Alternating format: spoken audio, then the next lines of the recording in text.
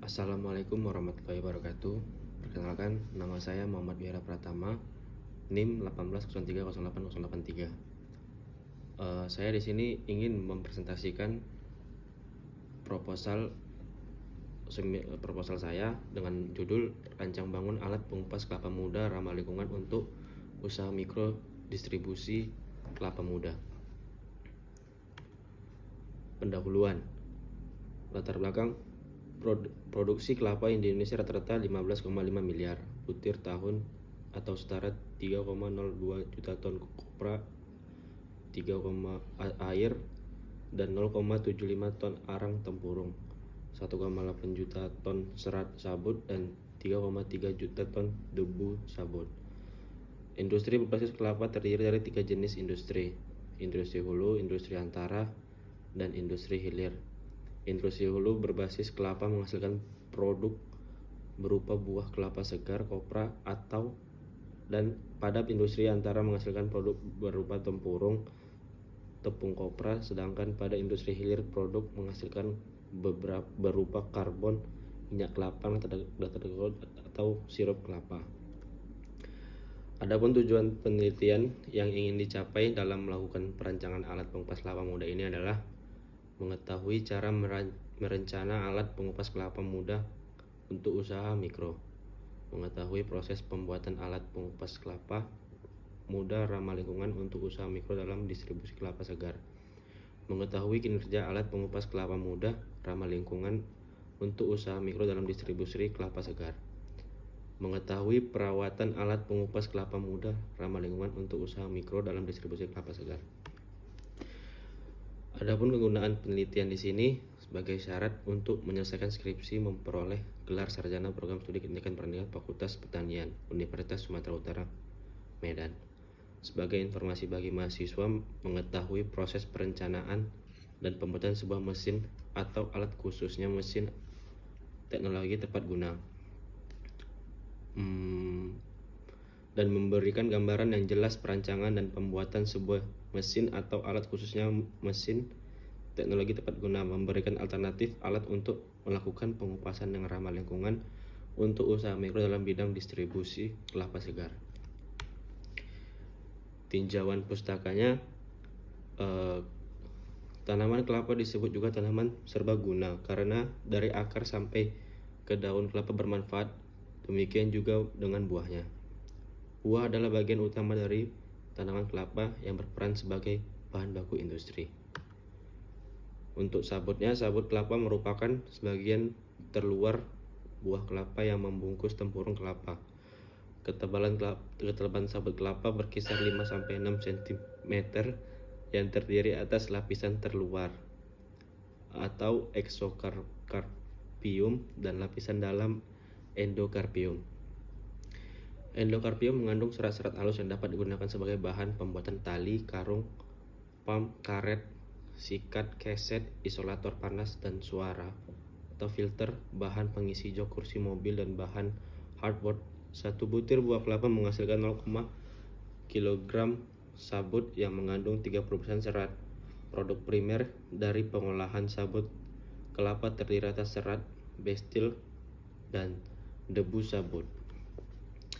Tempurung kelapa. Berat dan tebal tempurung sangat ditentukan oleh jenis tanaman kelapa. Kelapa Jawa mempunyai tempurung yang lebih berat dan tebal daripada kelapa hibrida dan kelapa genja. Air kelapa yang terdapat pada kelapa adalah sekitar 300 ml, kelapa hidra 230 ml, dan kelapa genja 150 ml. Air kelapa bermanfaat untuk pembuatan minuman ringan, jeli, ragi, alkohol, nata de coco, dekstran anggur, cuka, etil eksetat, dan sebagainya. Untuk menentukan daya motor, mesin pengurai sabut kelapa sebagai hasil sampingan buah kelapa menggunakan penggerak utama motor bensin 5,5 HP dan putaran 3600 rpm.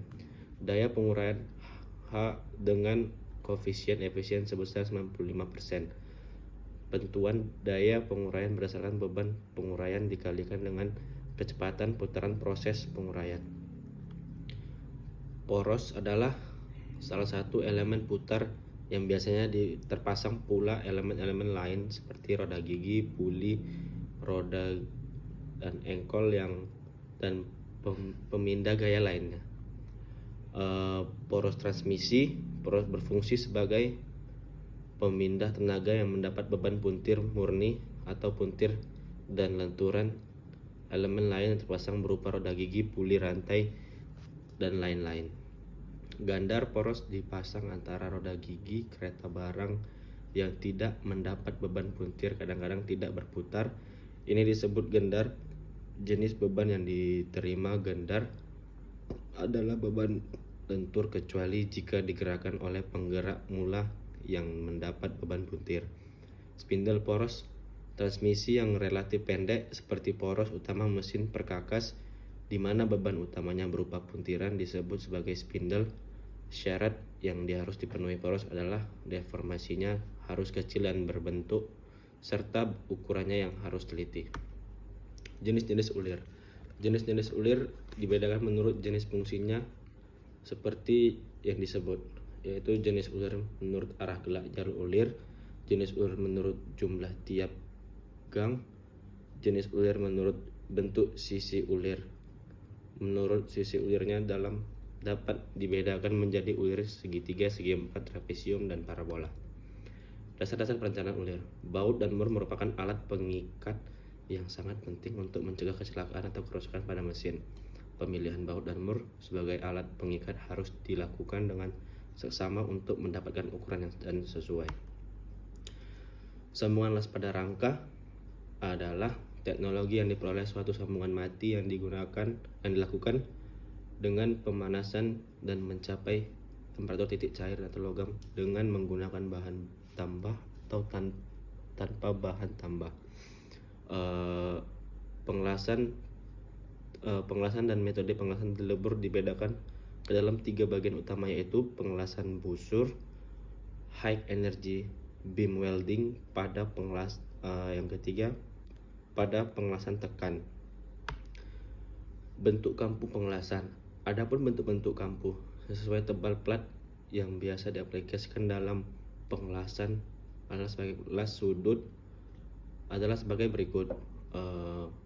Las sudut merupakan las lebur yang sederhana dan murah dan dapat dibuat dengan mudah dan cepat.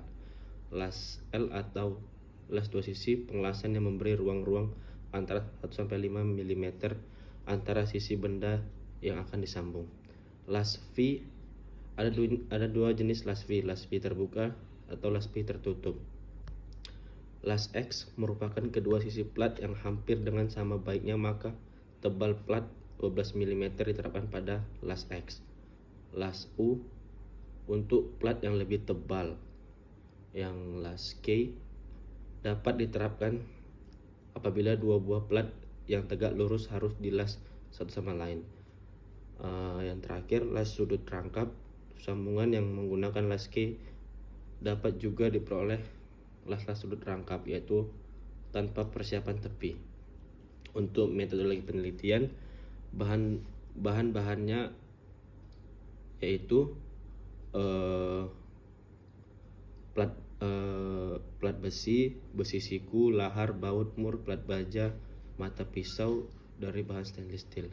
Adapun alat-alat yang digunakan dalam penelitian ini adalah kunci pas, ring meteran, kalkulator, mesin las, dan obeng.